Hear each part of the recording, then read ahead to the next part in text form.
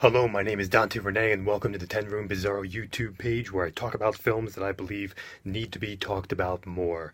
Like tonight's film, 2002's Jess Franco's Killer Barbies vs. Dracula. Look at that awesome artwork on this Image Entertainment release. The Killer Barbies vs. Dracula. And you can look at the back of this DVD right here as well. We have some great screenshots from the film. You can see the lead singer of the Killer Barbies right there, Sylvia, and one of the vampires in the film, the main vampire. This is put out by Image Entertainment, and a lot of people don't know about this one, although the first Killer Barbies film, which I've looked at on this YouTube page already, and which was recently got a Blu-ray release, really has the most fanfare, per se, amongst Franco fans and amongst just some horror fans in general, whereas this one is definitely overlooked. I believe it is out of print, but it's very cheap. I believe it still is. I bought this some years ago off Amazon used, and I believe it was probably about 12 bucks, something like that. So this is Killer Barbies vs. Dracula. Got a shot right there of Sylvia from the Killer Barbies. And if you don't know already, the Killer Barbies is a Spanish punk band, female-led, and Franco did a film with them called The Killer Barbies, and you can find that video on this YouTube page as well, some years before this. So let's get into this film right here, folks. As we enter into Killer Barbies vs. Dracula right here. Here it is, folks. And as I say, some years before this, I'm not exactly sure of the timing on it. So check that. It might be a few years. The Killer Barbies was made before this, though.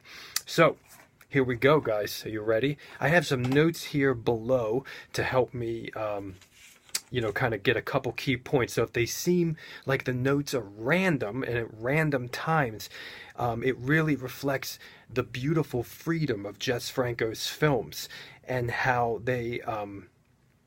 how anything can happen in any time scheme, in any way, and in any feel, in any vibe, in any genre, in the mixing of everything, in the cuts, in the edits, in the camera work, in the dialogue. This film really represents that, so my notes will also represent that in this video. We have a resort, an amusement resort in Spain here, which I believe is the same place in Vampire Junction, which I've already looked at on this YouTube page as well. And we have a variety of characters there, including a reporter. And we have a variety of characters who work there, kind of after hours club environment, but also beautiful villa and weird western town amusement park abandoned. And we have some stage shows. We have the Killer Barbies playing. We have a singer by the name of Bella B also playing. I believe he's a German singer, and he contributes to the soundtrack as well as the Killer Barbies. And we also have a variety of acrobatic dancers who I believe were also the leads in Vampire Junction. And we have some fake vampires and some real vampires invading this amusement space. And some people that are after them, some vampire doctors, a guy who's blind, and all of these different characters together and all of these different tones and vibes make up Killer Barbies vs. Dracula. Let's get into it, folks. And these are all actual characters from the film right here. Very cool. Okay, we have reporters in this film. We have very crazy edits in this film, meaning you can have kind of something going on the screen, and then all of a sudden something is cut in with that same character. You don't really know what's going on. If it's something that happened previously, you don't have kind of a context per se, and then it cuts right back to what has already happened. This is something that Franco has definitely done in his most surrealist of works.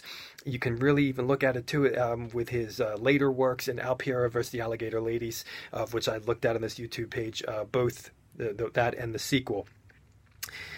We have an element of fashion in this movie, and even when you watch the credits of the film, you can see, the wardrobe, the dresses from the lead singer of Killer Barbies, or the outfits, who provided them. I believe it was from London. As a matter of fact, there's a lot of diversity in this film. It's a German-Spanish production, even though it was filmed in Spain. It says in the credits German, Spanish, and we have a lot of different kind of ethnic groups being represented here, even all the way to Transylvania. We have dance shows in this movie, and very like kind of theatrical productions after hours, you know, kind of like the Magic Club, I believe it was called, the club in Desperately Seeking Susan, the Madonna film. We have kind of the theme of being prudish versus freedom. We have the pop punk, pop rock, awesome Spanish rebelliousness of the Killer Barbies music with great choruses, great melodies. If you know their music from the first Killer Barbies film, you'll know what you're getting into here with some new songs that aren't in that film. We have the element of Dracula being a mummy in this film. Very interesting thematically. We have a theme of the fake Dracula versus the real Dracula, and kind of some satire on the universal monster Dracula and the TV Dracula, the movie Dracula. We have ghostly ghostly visages and the presence in the effects of the film, the way characters will disappear and reappear again. A very interesting vibe going on in this film for a film that is really 99.9% daylight as a vampire film. The crazy thing is that Franco is bringing in this kind of something, I mean, that nobody would ever do, kind of this fun, funny, surreal, bizarre characters,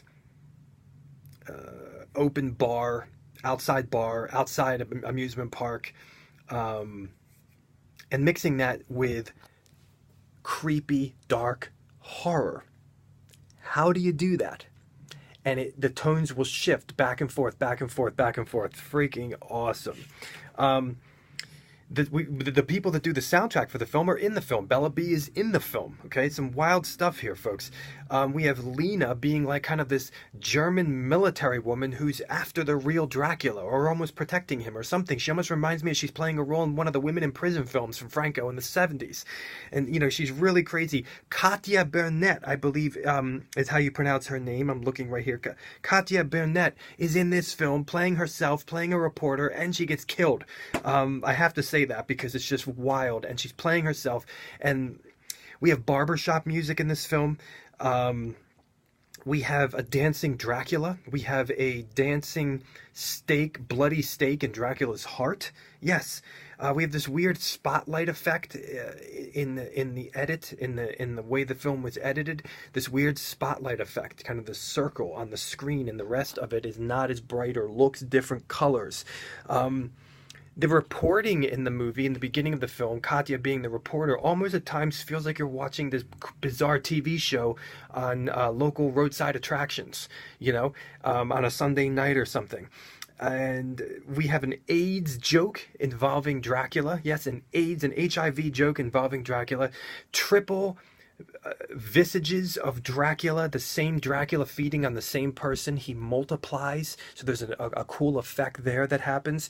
We have an upside down reflection through a coffin. We have weird sound effects in this film and soundscapes in this film when you're not hearing the music of the Killer Barbies, and when you're not hearing the gothic, almost Bauhaus sounding German music in this film, which is so Halloween, so horror, so goth.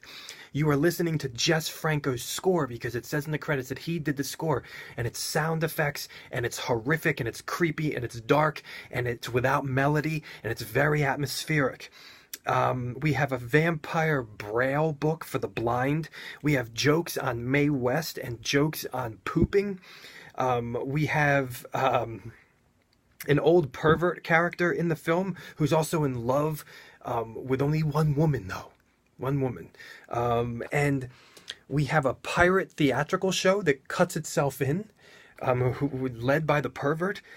We have a cover of the Iggy Pop song Candy by Bella B and the Killer Barbies. Yes, we have musical performances in here that are happening at the club, outside park. It really reminds me of a resort that you might go on vacation to, because everything is outside for the most part.